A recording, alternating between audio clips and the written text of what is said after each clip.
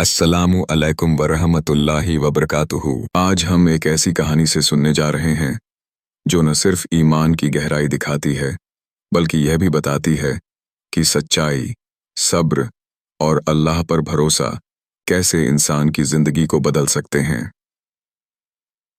कहते हैं, जब दिल में ईमान सच्चा हो और भरोसा अल्लाह पर, तब सबसे मुश्किल इम्तिहान भी इंसान को नेक राह से डिगा नहीं सकता। ये कहानी है हज़रत इब्राहिम अलैहिस्सलाम की। हज़रत इब्राहिम अलैहिस्सलाम अल्लाह के एक नबी थे जिन्हें अल्लाह ने अपनी आज्ञाकारिता और विश्वास के लिए चुना था। वे हमेशा अल्लाह की इबादत करते और उसकी हर बात मानते थे। उनकी जिंदगी में कई इम्तिहान आए, लेकिन उन्होंने हर बार अल्लाह पर भरोसा रखा और उसकी आज्ञा का पालन किया।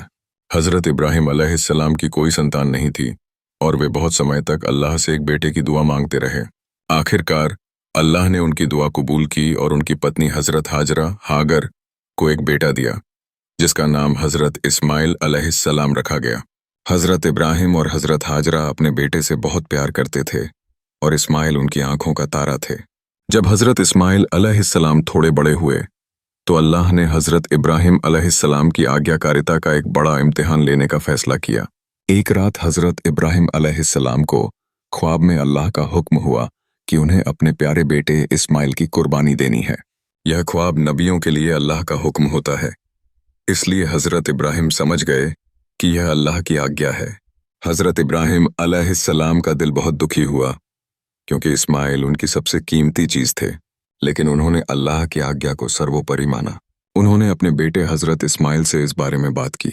उन्होंने कहा, बेटे, मैंने ख्वाब में देखा है कि मुझे तुम्हारी कुर्बानी देनी है, तुम्हारा क्या ख्याल है? हज़रत इस्माइल अलैहिस्सलाम, जो बहुत छोटे थे, ने अपने वालिद की बात सुनी और बिना किसी डर के जवाब दिया, अब्बा जान, अगर यह अल्लाह का हुक्म है तो आप उसे पूरा करें। मैं इसके लिए तैयार हूँ। मुझे उम्मीद है कि मैं सब्र करूँगा और अल्लाह हम दोनों को इस इम्तिहान में कामयाब करेगा।